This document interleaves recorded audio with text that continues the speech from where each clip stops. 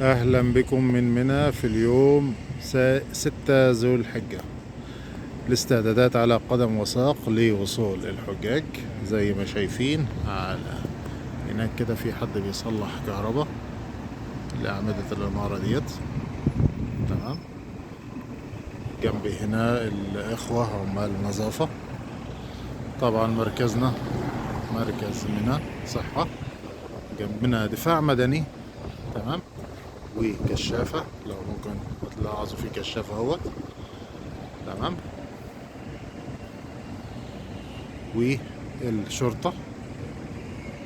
تمام. شوفوا كم جهة بس جبناها في لقطة واحدة واحنا واقفين.